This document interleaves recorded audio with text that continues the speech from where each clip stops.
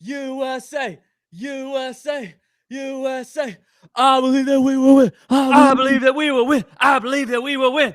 Woo! Woo! What's going on, golf addicts, the Tour Junkies? We're here for the Sanderson Large Cock Farms Championship from Country Club of Jackson, but we are also going to break down the Ryder Cup. Thanks for joining us. It's going to be a great show tonight. We got some hot takes about this field. I'm excited about this field, Pat. Like I'm researched up. Maybe too much. That could be bad. I'm glad you're excited because you're bringing the heat when it comes to the field and the picks tonight. I mean, I got some plays, but I don't know if I'm as excited as you are. I've got some good fades I want to hit people with. I got some takes tonight, so I'm excited about it. It's going to be a crisp show, as always, presented to you by fantasynational.com/TJ, the one place to go if you're betting on golf, if you're playing DraftKings golf, if you're playing one and done, if you're doing anything. If you're spending $10 a week or more gambling on golf in any capacity, you need fantasynational.com. And go to fantasynational.com/TJ to get 20% off any membership level, weekly, monthly, or annually. You can try it out for a week. If you love it, you can upgrade to monthly or annually and still keep the 20% off discount.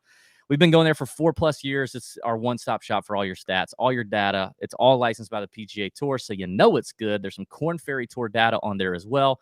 It's the place to go. So fantasynational.com/TJ. We appreciate them supporting the podcast. And, of course, we appreciate you supporting the podcast. And you can support us and support Fantasy National by going there. So we appreciate it. You can also, if you're watching on YouTube live, we appreciate it. Thank you very much. Please do hit the thumbs up button and leave a comment. Actually, we're going to get into the Ryder Cup here.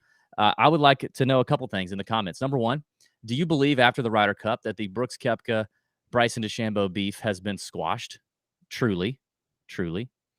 And the second thing is your favorite non-golf moment of the Ryder Cup. So there was a lot of things that happened that didn't necessarily involve hitting a golf shot. What was your favorite moment? Put that in the comments on YouTube. That also helps us out. It's something very quickly you can do, and it's free, and it's easy, and it helps us out a lot. It helps spread the word. The algorithm picks it up and starts feeding the show to other people and saying, hey, you might like this. So leave us a comment. We would appreciate it. A couple things before we get into the Ryder Cup, Pat. We do have our boy Mark Hill. Mark Hill Sports, our new European Tour DFS and betting expert. 10+ years in the full-time in the betting industry, lives over there in Northern Ireland.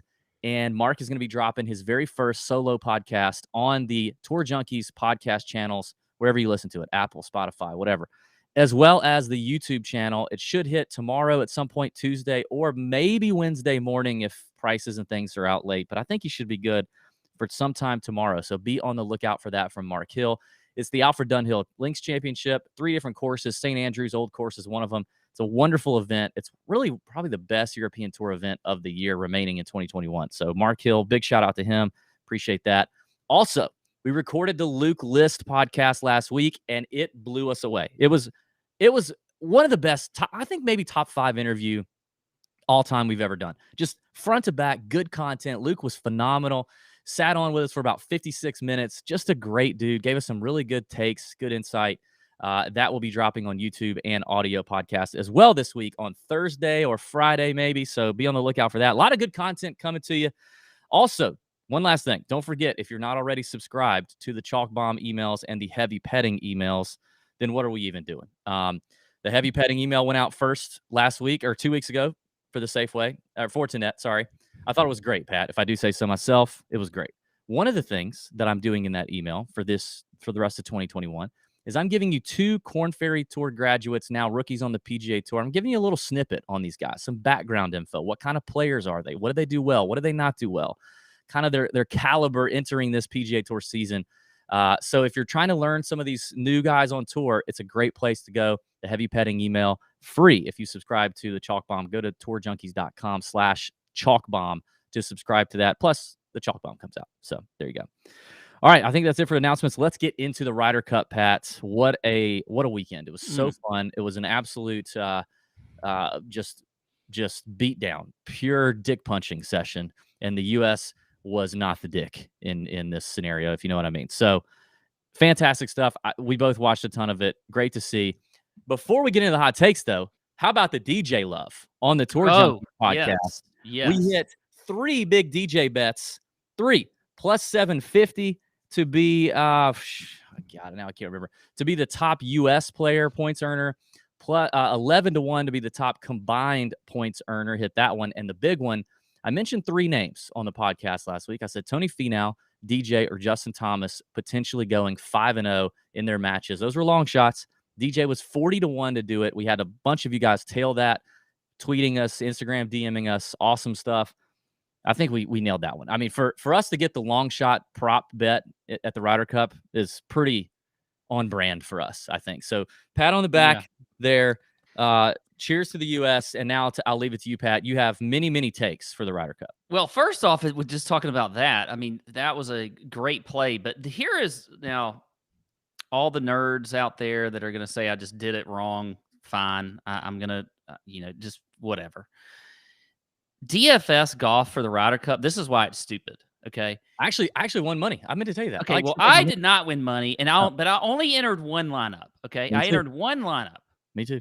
And it had DJ as the captain. Okay. If you have DJ as the captain who goes 5-0, the 5th person ever in the history. Lost money? And I didn't even win money. I didn't cash. That's I had Finau in the captain spot. How in the world? I had DJ.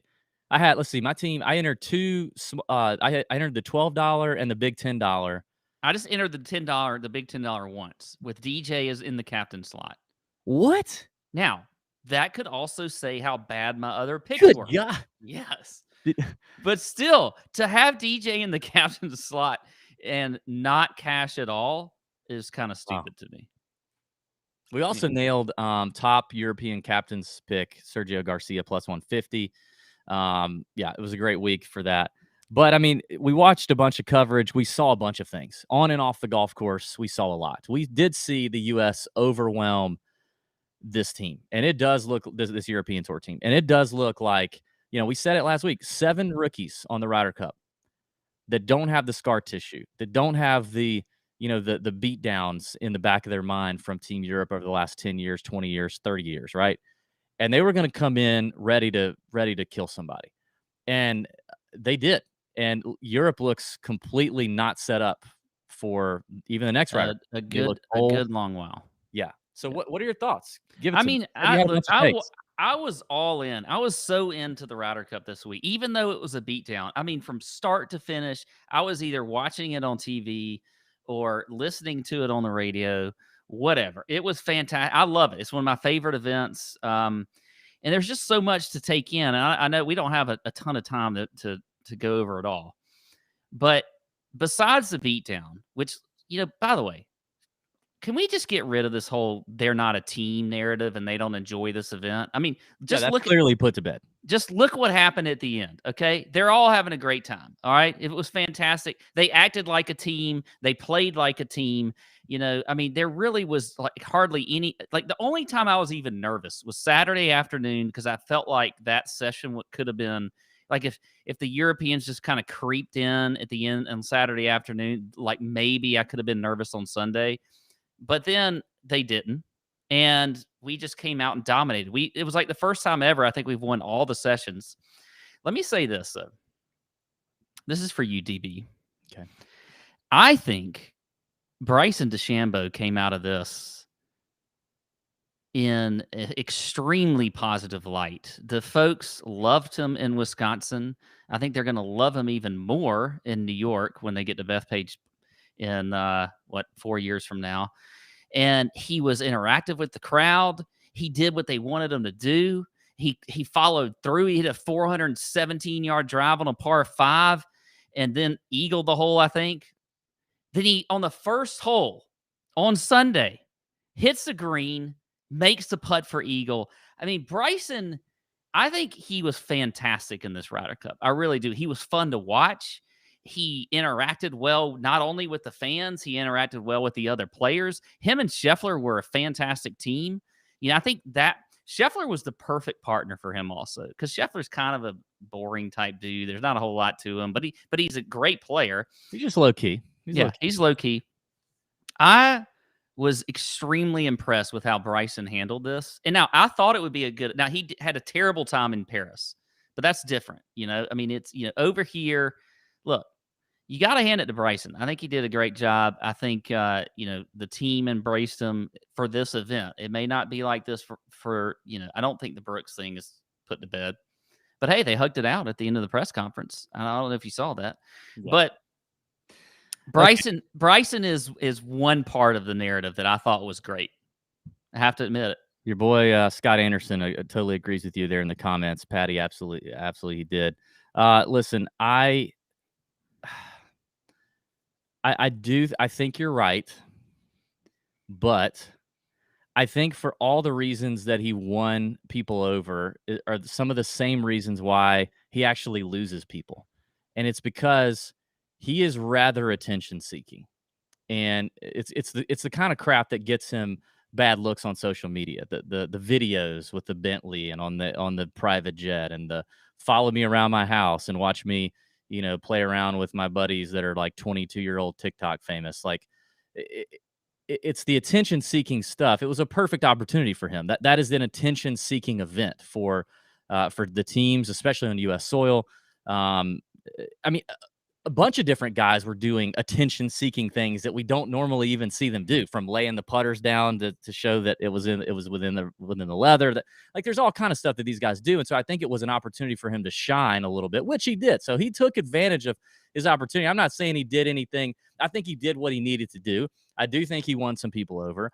But if you've been paying attention long enough, which I have. Now, I do have to go to a burner Instagram account to be able to see his Instagram content because he blocked Tour Junkies, but if you watch it enough, like, he is an attention-seeking egomaniac. And listen, every guy on the PGA Tour, I don't care who you are, they all have big egos, right?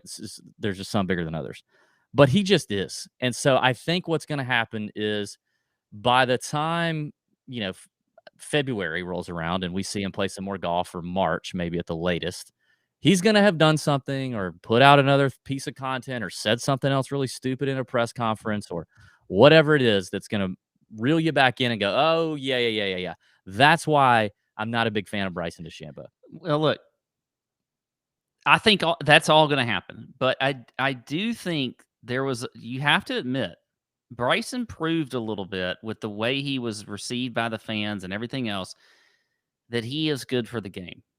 If you're talking about the overall game of golf. Never said he wasn't good for the game. I think he's great for the game. I've never said that. I know. I'm just saying he proved it even more in this event. And look, it was just, he did a good job. I'll put it that way. You mentioned you watched it and you listened to it on the radio when you weren't watching it. I didn't have a chance to. I watched a lot of it, but I actually listened to a lot of it. And I do have to say this: I'm concerned for John Mcginnis. God love him. I love John Mcginnis. We've met John Mcginnis. We've been drinking with John Mcginnis before. He's got like a gurgling sound in his voice that is rather concerning. Like, I find myself driving and clearing my throat when I don't have to. Like, subconsciously, I'm trying to clear it for him. Yeah. He sounds like the guy in like Dumb and Dumber at the bar when they feed him the rat poison. He starts making gurgling noises and he falls over. Like, John Mcginnis, somebody needs to check on him. And he's walking up and down these golf courses. He's not the picture of health either, but he's a good announcer. But I'm like, God, John, clear your throat, man. That was one. The Ryder Cup is actually, when you think about it, it's the time for a lot of announcers to shine or not shine, because they have all these walking announcers on every single, like, especially for the singles. So they have like somebody with like every single group, as opposed to usually they just have the featured groups and that kind of thing.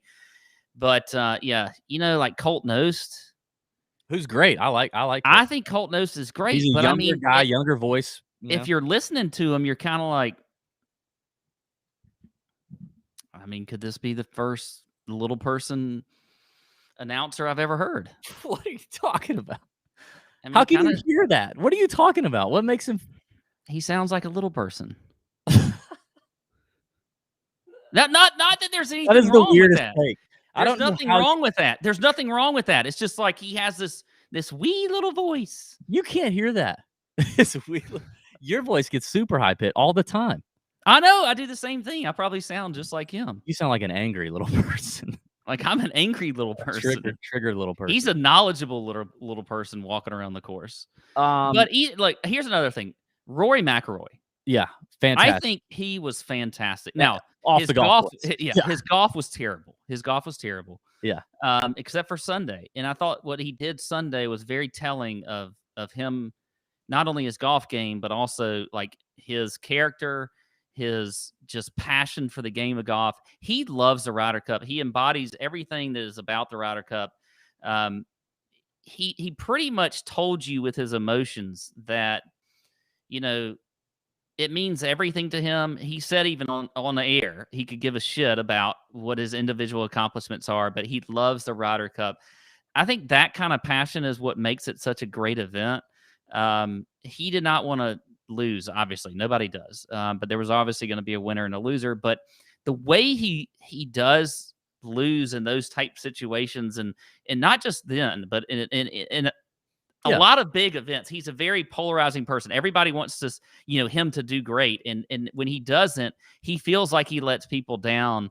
But his answers in that interview and everything else were just fantastic. And I came out of it liking Rory even more. I already am a big fan of Rory, but I'm even a bigger fan now. That was a really cool interview. If you haven't got to see it, search. It's all over social media and anywhere. So my favorite part after it was all over was the big team interview with Team USA, and freaking DJ was already sauced up, and he had to have gotten there rather quickly. DJ, yes. I mean, there was how much time did he have? I don't know. There wasn't that much time between the end of the Ryder Cup and the press conference. I'm just telling you, I watch and listen to literally every press conference every week on the PGA Tour, and DJ is the most minimal talking, minimal words, like very, very like flat affect guy in the press room. We've all seen it. We all know it. And there is no greater sign that your buddy is hammered if they're like that, if they're like a guy of few words, than when they start just saying everything. I mean, DJ, they would throw a question out to almost anybody, and DJ would grab his mic and start answering it. Like he wanted to be the first one on the mic, and he had this look in his eye, and he was saying all these words. I think he had two microphones. I think he double-fisted microphones at one point. He had Brooks and JT behind him cracking up like they've seen it before. If you haven't watched the like snippets of that interview to see Hammer DJ being a completely other person in the press room, it was hysterical. And we all have friends like that. Like we all have friends that can just they're one person when they're sober and they're another person when they're not. It was on full display for DJ. It was really fun to watch. That was hilarious to me. Of course, Xander and his cigars was blowing up the internet. That was everywhere. I think Patrick Cantley was one that kind of showed a lot this week that people have not seen. I mean, from the interview he gave early in the week to what he was like when he was playing, his fire, his energy. Yes. The way he just processed everything and talked about everything. Like Cantley made a lot of fans. Cantley made, and he made a bunch of people that already liked him like him a lot more. He seemed like a real leader in there, and he seemed like he had that real fire in the belly. He seemed like he was ready to go out and do it for the U.S. Like he had pride in what he was doing and what he was representing. I've never seen. I mean, you don't see him that emotional on the golf course at all. But I loved watching Cantley play this week, and I think he did a lot. Do you feel like if JT and Bryson had like a both did an IQ test, or they both took the SATs, that like Cantley maybe would have a better SAT score than Bryson? Listen, teaser for the Luke List interview. Luke List had a very interesting take on Bryson and Patrick Cantley. You're not going to want to miss that one. It was very, very good. I think Cantley is going to be a problem. I mean, we all knew that anyway. He's going to be a problem for Team Europe in the decade to come and maybe more. There was a lot of stuff we could talk about. JT and Burger chugging the beer. It was great. All that was great. I think one last thing I'll say is give me a freaking break. And I know I just saw our boy Alex Hack watching from the UK, and I'm sure Alex isn't like this because he's watching our show, but I get tired of seeing the Euro Twitter sphere, mainly the journalists, piss and moan and gripe about the fans, at these events, because we were in Paris. Like I was in Paris for the beatdown that we took, and we heard it all. Yes, we got some ourselves. They were saying it to the players. They were cheering when they hit bad shots. They were bummed, when they hit good shots. They were saying stuff like all of that. The Ryder Cup is an exhibition event that's a passionate event where things like the normal rules and the normal levels of how things go on a golf course during a golf tournament are not the same. You don't have, it's like there's like things allowed at the Ryder Cup and it's unwritten that are not allowed at other events, like even just a regular PGA Tour event. Yes. So give me a break with that crap and don't act like you guys don't do the same freaking thing. But the softer than just absolute baby Euro media wigging out about it, if you guys think that's bad, wait, just don't buy a ticket to Bethpage. Don't buy a ticket to Bethpage. And I'll tell you what you won't hear. You won't hear me and you won't hear Pat when we go to Rome in 2023 because we're going to be there. You guys should come along. We're going to be there. You won't hear us talking about it or complaining about it. I don't give a rip. And neither do these freaking players. Like, I mean, occasionally they would tell somebody to shut up or, don't, that's too much. That's inappropriate. We were at Hazeltine when the guy went after Rory, like said something very personal to Rory or something like that. And he got kicked out of there. And the Americans around him were telling him, dude, shut up. Like, that's way too much, way too far. You don't do that. Like, yes. But you guys just throw your panties in a wad and you write 15,000 words about some drunk idiot that says one thing and you just, or a couple of claps for a bad shot and act like you don't do it. Like, give me a freaking break. The European media for the Ryder Cup and they come out of the wood. I've never even seen some of these people. And then all of a sudden, they're all over the place when the Ryder Cup starts, and there's hating on Americans and the fans and whatever. That's the most ridiculous thing. We see this all the time in SEC football with football. I mean, everybody says these people have terrible fans. These people have terrible fans, blah, blah, blah, blah, blah, blah. It's everywhere. It's everywhere, okay? Yeah. They do it in Europe. David and I have been there. We've been to Paris, seen the same damn thing. Yeah. So shut up with all your crap about American fans and golf. That's just the most ridiculous thing I've ever heard. But we do love our Euro fans. We love you. No, we love you. I'm not talking about the Euro. I'm talking about some of these. I know. It's just anyway. All right, that's Ryder Cup breakdown. Let's move on. Let's get to this week. The Sanderson Farms Championship from Country Club of Jackson. It's a golf course we've been here since like 2015, right when Tour Junkies started. We went to Country Club of Jackson. Pat, tell us a little bit about the golf course, what we need to know. Yes, it is a par 72 playing just over 7,460 yards. We got 156 players this week. Full field event, T65 and ties will make the cut. You got Bermuda grass tee to green. Pretty wide off the tee here. But we have seen that your accuracy guys have fared pretty well out here. I think it's important, that you're hitting these greens in the right spots and the right angles to give yourself the best chance to score. Look, this is a birdie course. You look at the scoring the last few years, it's definitely been, right around 19, 20 under. I do think your ball strikers are the guys that do play best on this course traditionally. But we did see somebody like Cam Champ come back in here in 2018 and just bomb and gouge a course. But I still think it's a ball strikers course. You got to hit fairways, got to hit greens. You got 4 par 5s here, 590 yards, 612 yards. You got a 554-yard par 5s. I mean, they're all, relatively gettable. It's just a straightforward, classical course. Not a ton of trouble here off the tee and around the greens as far as hazards are concerned. So I'm going to be looking at, again, your good ball strikers, par 5 scoring, looking at strokes gained off the tee a little bit, but your guys that are coming in good form. You look at your past champions. We had Sergio. 2020, he was 19 under. Talk about a good ball striker. Sebastian Munoz in 2019 at 18 under. Cam Champ at 21 under. Now here's where you got kind of your straightforward, just accuracy guys. Ryan Armour, DB's favorite. DB's favorite at 19 under in 2017. I called little Ryan Armour on the golf course. That's what he looks like. Yeah, and then Cody Gribble in 2016. Cody Gribble. Hey, we're old enough that we did podcasts before this week that Cody Gribble was in the field. Yeah. By the way, when I was looking at my last one of my last course breakdowns, it said Cody Gribble -2. Did I just forget to put a 0 at the end of that? Yeah. Okay, that's what I thought. Yeah. So there's no way he was 2 under. He won at -20. He won at 20 under.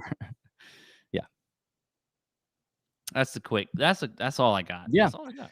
I mean, I think, to note, since we moved to this course in 2015, 5 winners have been first-timers, so this is definitely a spot that some of these new rookies can hop on, or some of these guys who have been grinding it out, these journeyman PGA Tour players trying to get that first dub. Sergio kind of broke the mold there last year, but the field was a lot stronger last year with COVID stuff and the schedule and people needing to play. It was just weird, so that's definitely an outlier. Going to be an easier course. The weather right now looks pretty mild and good, so I think you're going to see that 19 to 20 under be a thing.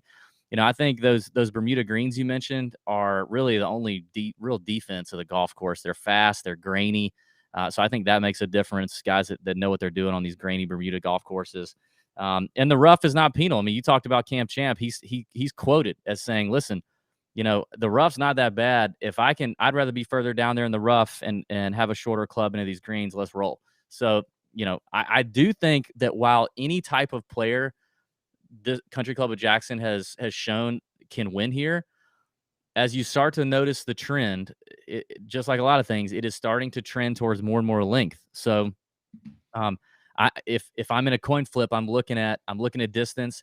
I'm also looking at guys who played the Fortinet. I don't know. If you haven't played golf since the Tour Championship or maybe the BMW, this could look like, especially if you're kind of a name, this could look like somewhat of a shake the rust off event for you. But it doesn't mean I'm going to, avoid all those guys. I just think in a coin flip moment, if you've already gone out there and done your thing at the Fortinet, almost regardless of how you played, at least you went out there and you shook the dust off and you're ready to start the new PGA Tour season. So that's just something that I'm paying attention to. But I'm excited about this field, and I like the pricing here. We're going to talk about it here in a second. We're going to talk about our favorite GPP plays, our fades.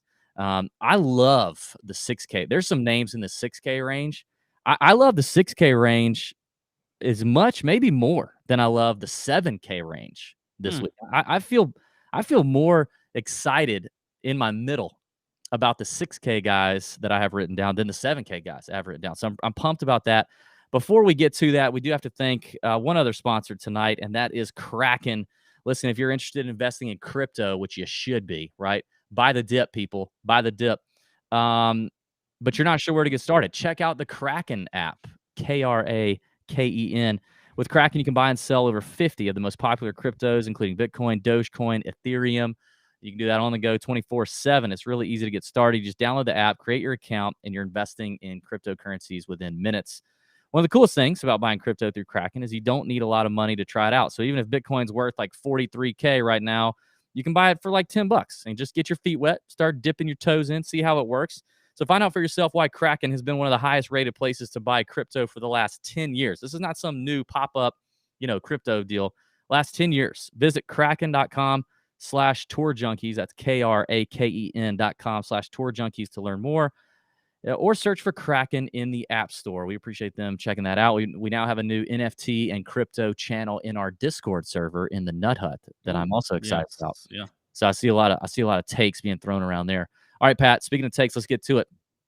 9K and above range on DraftKings is where we're going to start. 3 GPP plays and a fade.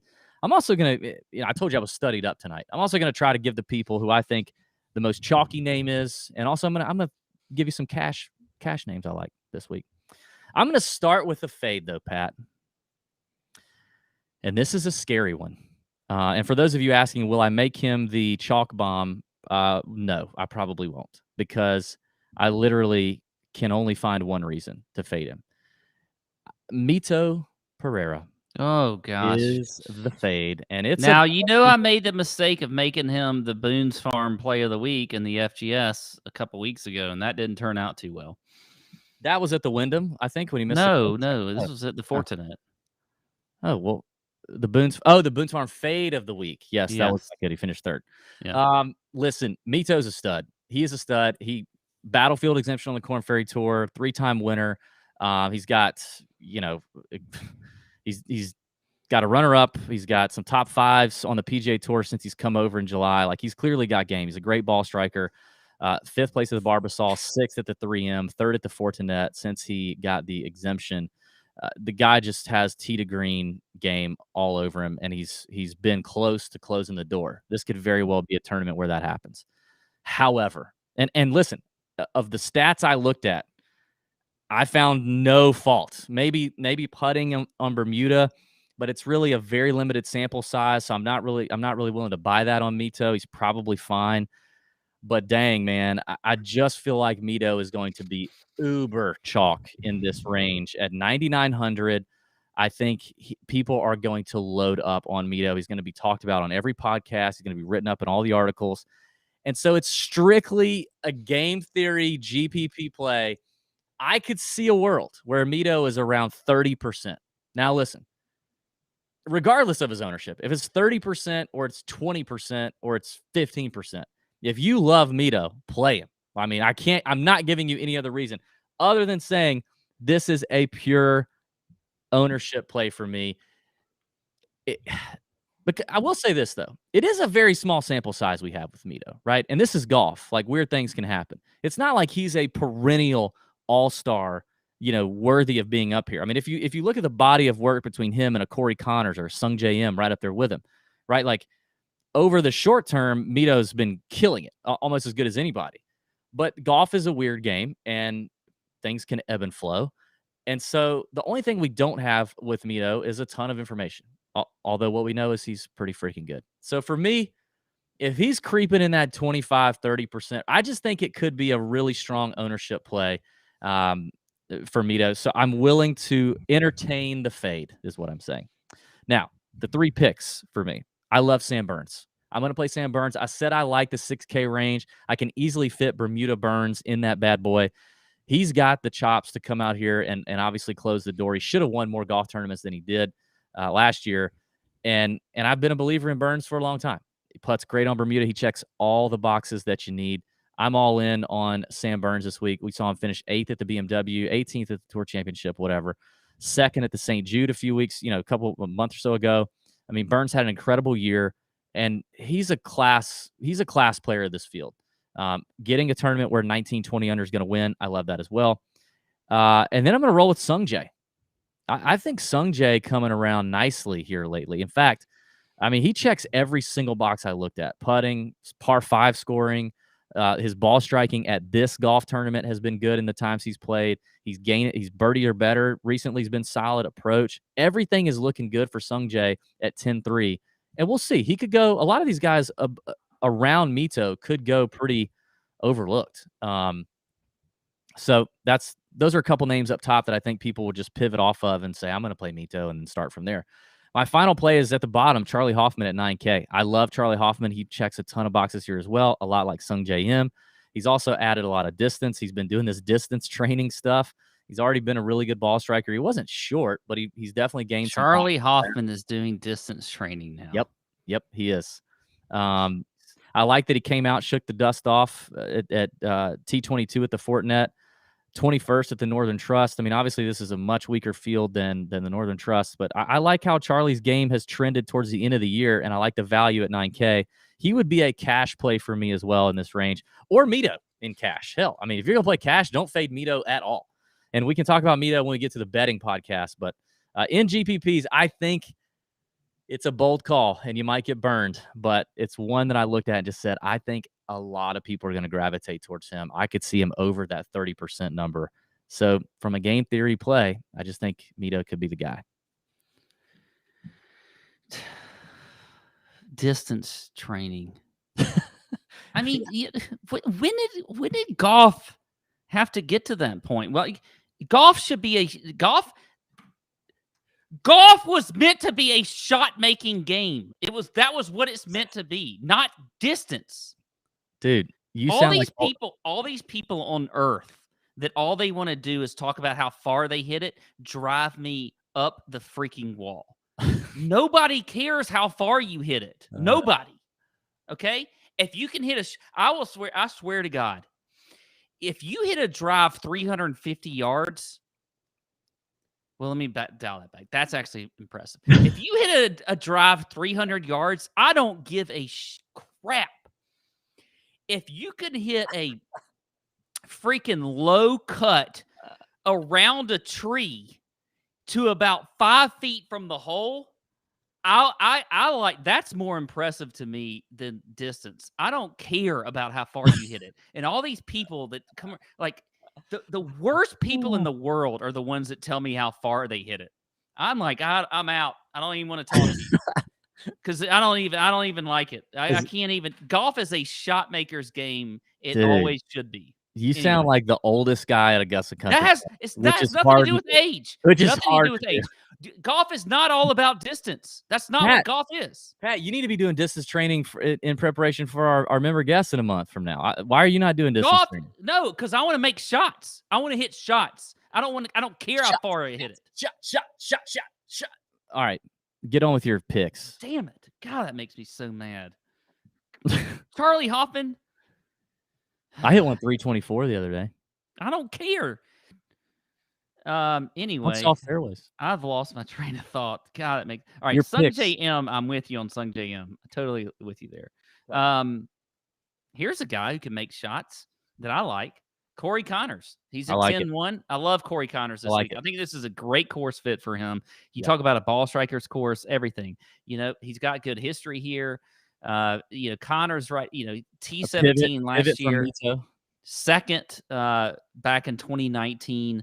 I love Corey Connors. I think he is like you said, a good pivot off of maybe Mito there at 10-1. I do think Connors is going to have some ownership, but still, I do like him this week. This is kind of a gut play because, I don't know. I mean, his form isn't great right now. I mean, it's okay. But Cam Davis at 9,100. I like Cam Davis down there at the bottom.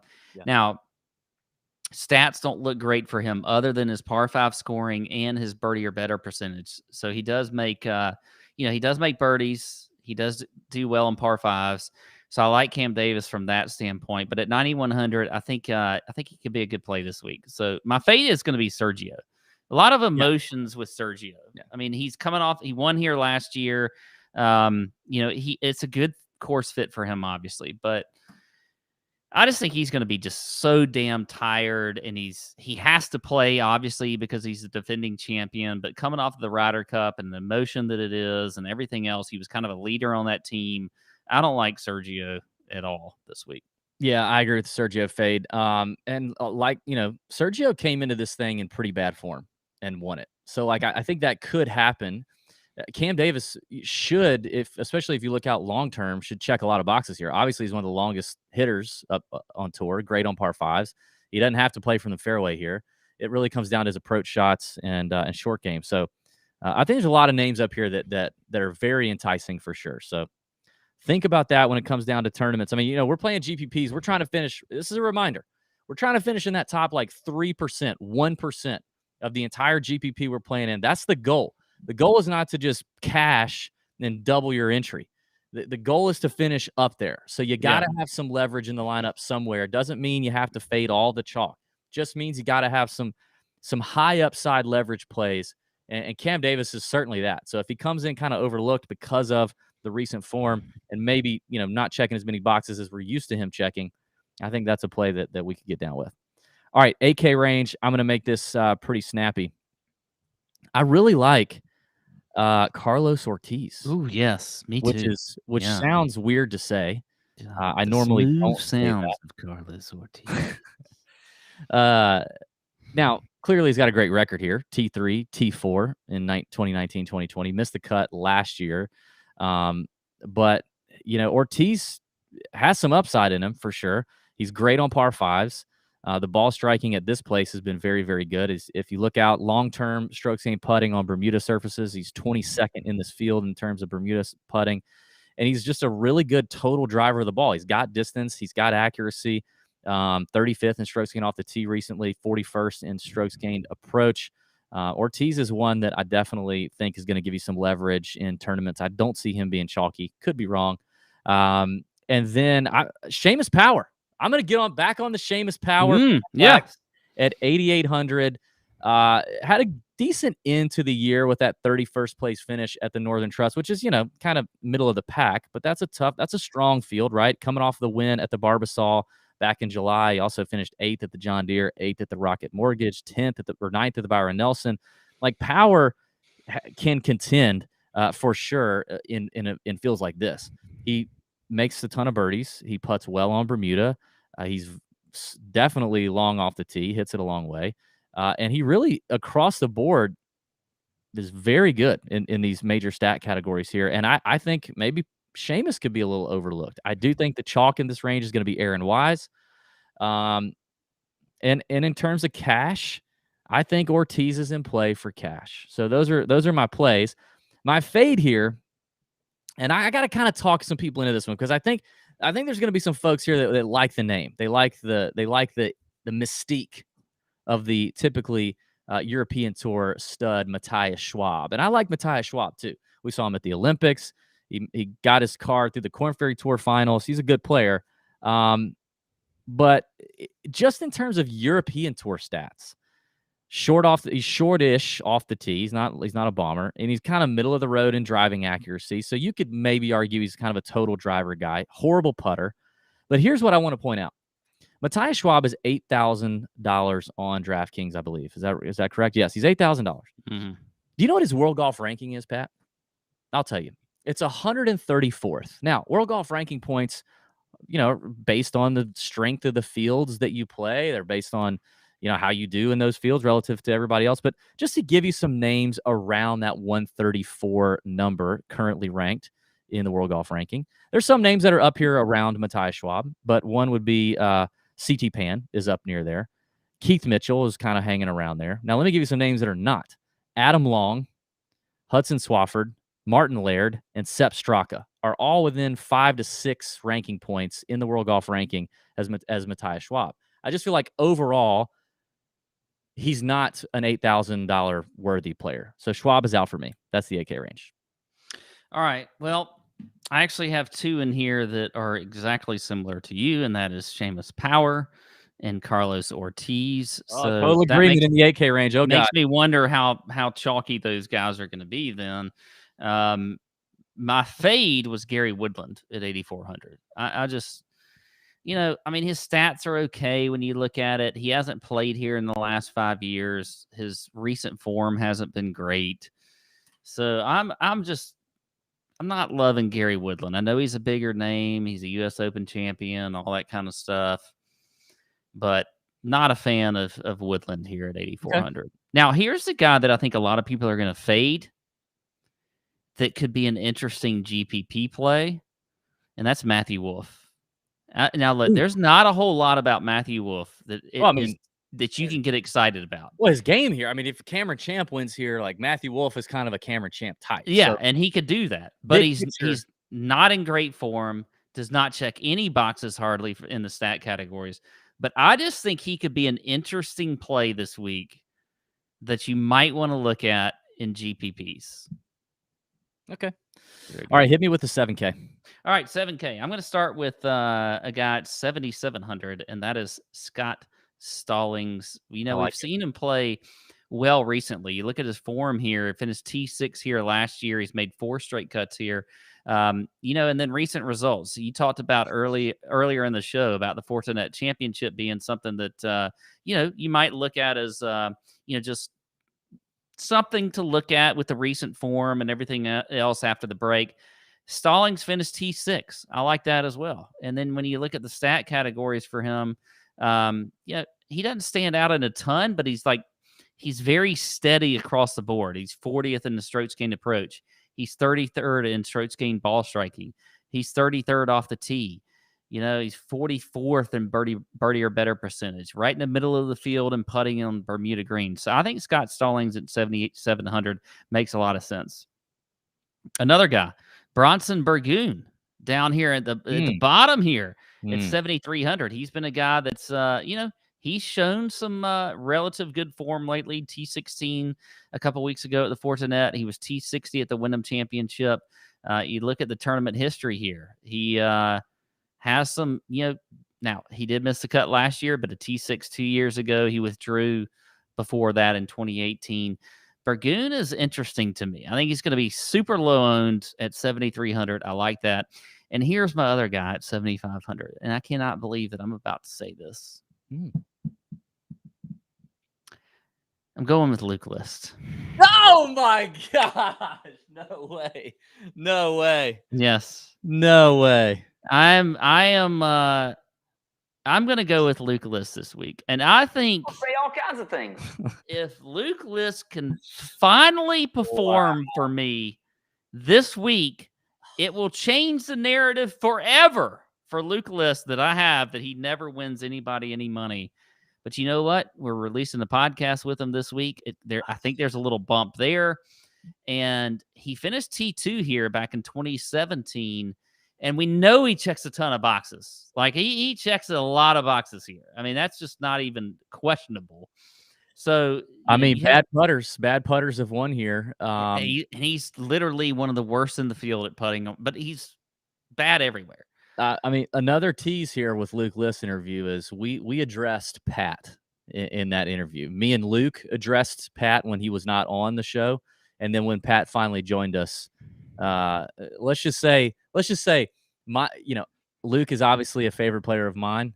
I think I'm the favorite Tour Junkies guy of Luke's as well. But he didn't have enough time with me. He didn't have enough time with me. Well, it's interesting to see you now kissing his ass now. I'm not kissing his ass. This is okay. This is an actual pick. Okay. That I'm making. Okay. All right, move on. The fade is Keith Mitchell at 7,800. Okay. All right. I like the Stallings play for sure. I always like the Luke List play. I'm going to throw out a couple Corn Ferry Tour guys here. First of all, I think the chalk play here, and this is scary because it's Patrick Rogers and chalky Patrick Rogers. No way. How is that a chalky play this week? Yeah, well, because Rogers is checking boxes. He finished 6th at the Fortinet. He kind of sets up well for this place. Got a T14 back in 2019 at this spot. Yeah, I just think that between his putting, his total driving, his scoring ability, Rogers could be a little chalky in the 7K range. I like him despite that, though, and I do think he could be a look in cash. I like Taylor Pindreth this week. Taylor Pindreth, if you don't know, he's rookie on tour, Canadian guy. All right, so I'll shout out all our Canadian friends. Last year on the Corn Ferry Tour, he didn't win, but he had 8 top 10s, 4 runner-ups. He's one of the longest hitters on any tour. Corn Ferry Tour, PGA Tour, doesn't matter. Doesn't hit a lot of fairways. Don't need to here. Finished on the Corn Ferry Tour 18th in greens and regulation. Makes a ton of birdies. And this kind of surprised me too. Because you think a guy like that, horrible short game, right? Probably. There's got to be something wrong with him. No. The reason why he finished 5th in the order of merit on the Corn Ferry Tour is because he's a complete player.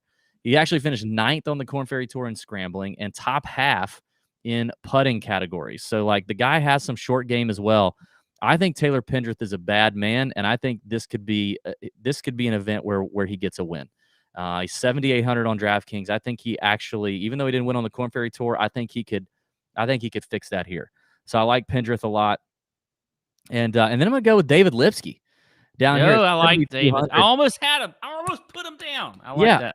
I mean, I think Lipsky gives you some real made cut equity at 7,200, and he's a player. Finished 22nd at the Fortinet.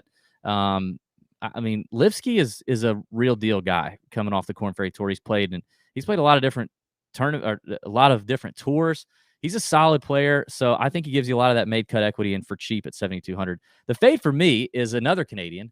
Mackenzie Hughes is my fade. Terrible ball striker. He's actually way better on tough tracks. He's not great in big birdie fest, easy golf courses. He's not long or accurate off the tee. That's a bad combination on the PGA Tour. If you're not long and you don't hit fairways, that's a hard life on the PGA Tour. In the last, he's 84th in long-term par 5 scoring, strokes gained approach. This is telling. In 2021, the calendar year 2021, he has 19 measured strokes gained events that he played in. Only 4 times out of those 19 was he +1 stroke or better in strokes gained approach. And only 2 times was he +1 or better in strokes gained off the tee. Like, that's not the guy you want on a birdie fest. You want, if anything, you want to take the risk the opposite side, the ball striker that can't make a putt. But I mean, I just don't buy Mackenzie Hughes at that price.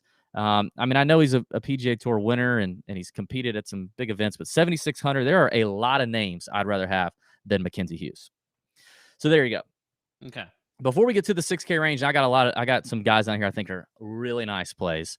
I do want to remind everybody the Nut Hut is still up and running, people. I know it's NFL season. I know you're not that interested in golf, but it's $10 a month. It's $90. We got NFL talk in the We Nut do have Hut. NFL talk. Yeah, it's $90 for the year. You got people making friends. You got people. We had Brian Halverson and I think it was Jason Valley that met up at the Ryder Cup. They were just there at the Ryder Cup separately. They're Nut Hut guys. They met up, had a great time. Halverson, I saw, bought somebody some merch from the Ryder Cup shop. They couldn't order online. Like, what a guy. You got lifelong friendships being made, a lot of friendly, fun banter. It's a great time. If you're watching on YouTube, if you're watching live, when the show's over, comment and tell people why you love the Nut Hut.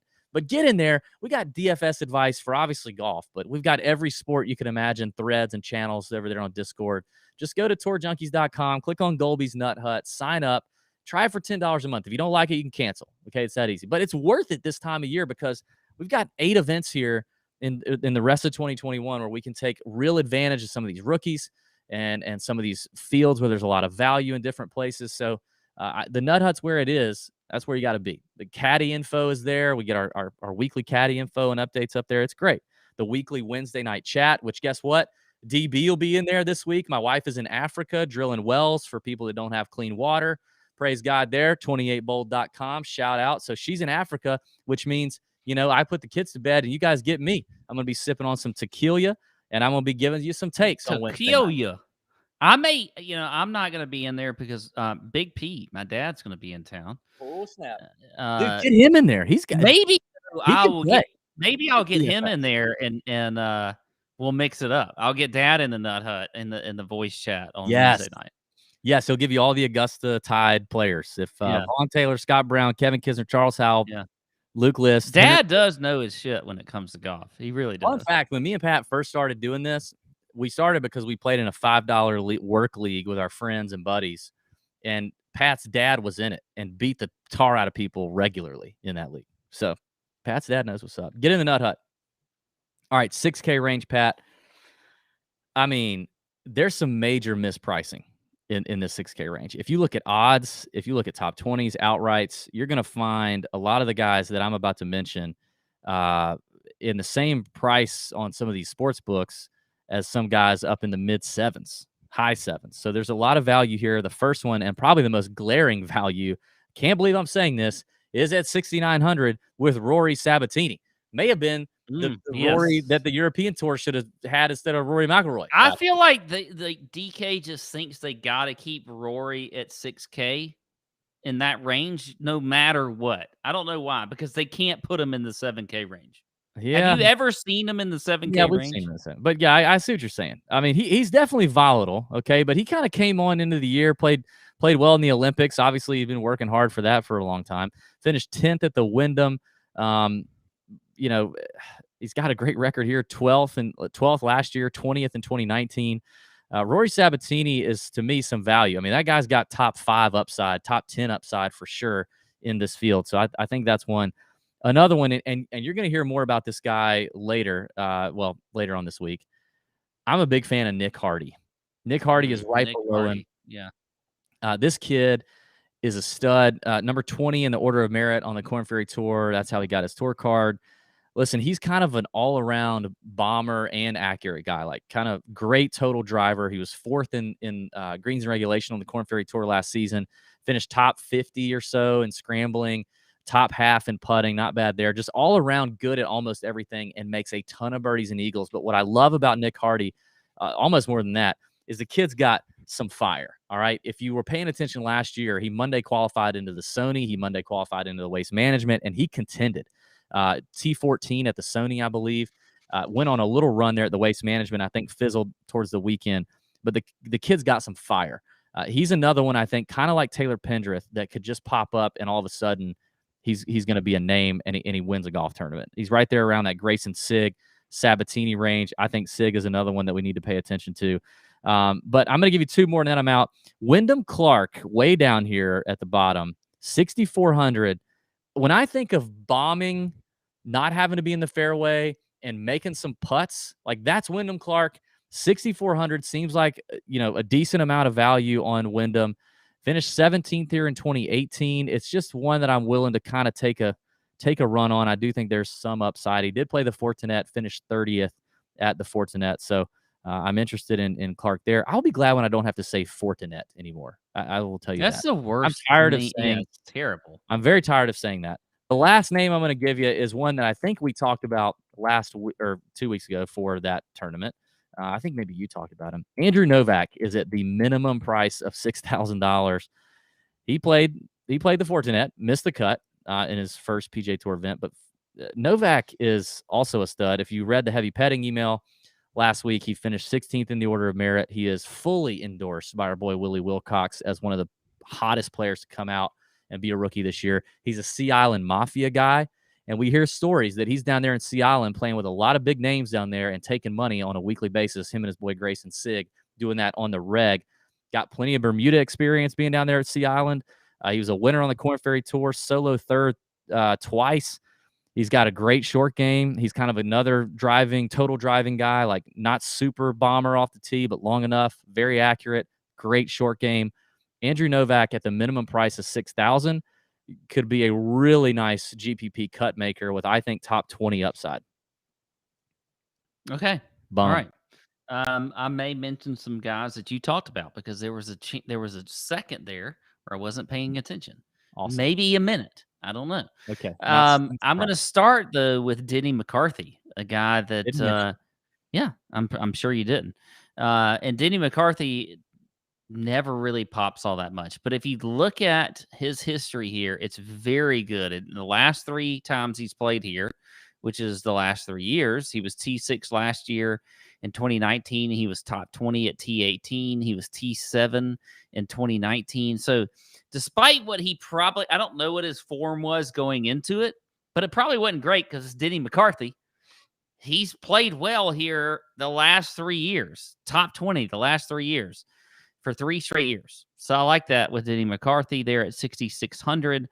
His stats aren't great, but he is number 1 in the field in putting on Bermuda grass greens. Yeah. So that's pretty good also. Another guy that I like, Grayson Sigg. I mean, Grayson Sigg is just going to be fantastic on tour and a stud for a long time to come. He was one of the top ball strikers on tour on the Korn Ferry Tour. Look, at the Fortinet, he played well, made the cut and everything. I mean, he is going to be a force on this tour for a long time. So I like Grayson Sigg there at, what is he at 6,900? Yeah, 6,900. And then John Ogenstein is at 6,700. Ogenstein kind of like was the hot name, played in the Masters, all that kind of stuff, US Amateur, whatever else. And he kind of he wasn't really as good as people thought he would be immediately because they saw people like Colin Morikawa and Victor Hovland and, Matthew Wolff and those guys and what they did coming out of college immediately. And Ogenstein kind of had a slow start, but he's coming on a little bit lately. I like where his form is at. He was 37th at the Wyndham Championship. He was T6 at the Fortinet, which I feel like everybody was T6. 100 names were T6 at the Fortinet. But he was still there. And at 6,700. How close were we to a Maverick McNeely win at the Fortinet? Dang it. Crap. Anyway, so Ogenstein I like at 6,700. Another guy in that 6K range. So, love it. You ready to build a DraftKings lineup in 2 minutes? Yeah, let's do it. You get the timer. I got the names. How many minutes again? 2 minutes. We do this every time. 2 minutes. All right, we're going to build a DraftKings tournament GPP lineup. We're going, Pat, let's go. This is a good week, man. Let's go bold with this one. I want to have some of these 6K guys in there, and then I want to stack it up. You know what I mean? Okay, well, let's start with the 6K then. Okay, all right, let's do that, but you got to tell me when to go. All right, ready? 1, 2, 3, go. Nick Hardy. Okay. Nick Hardy. Do we go another 6K guy or do we go like low 7s like a Lipsky? Let's go to Lipsky because that was the first guy I was just about to say. Okay. All right, Lipsky. What about What about? See, I don't even like the upper sevens other than Pindreth. I like Rogers, Pindreth. Or do we? What? Let's go up to the top now. Okay. Who do we like up top? I like Burns. We both liked M. I also like Connors. What about Connors? Let's go I'll Connors. go Connors. What if we do distance training Hoffman? Fine. I feel like that's good karma because I went on a rant about that. We got a minute left, by the way. All right, we got 2 golfers, average salary of $8,400 left. Okay. So we could go. Let's go with some Sheamus. I love that. All right, so we got 8,000 left. We don't necessarily. I'm not going to max it because I don't want Gim or Schwab. I don't want Todd. I can't do Bramlett. I can't do Mitchell. I could do Pindreth. Pindreth, I feel like is going to be sneaky higher end. You think so? Stallings, I'm okay with. Yeah, I like Stallings. Okay, I like Stallings. I'll go or List. Let's go List. I mean, we got to do List. We got to do List. We got to do List. All right, so the lineup is. We did it. We did it in under 2 minutes. Lineup 18 seconds left. Connors, Charlie Hoffman, Sheamus Power, Luke List, David Lipsky, and Nick Hardy. That is the GPP lineup that we have selected. The 2-minute men, we found some agreement. We got through that one well. That was good. Good for us. Credit to us. Credit to you for watching the Tour Junkies podcast. We're about to be right back if you're watching live for the betting show.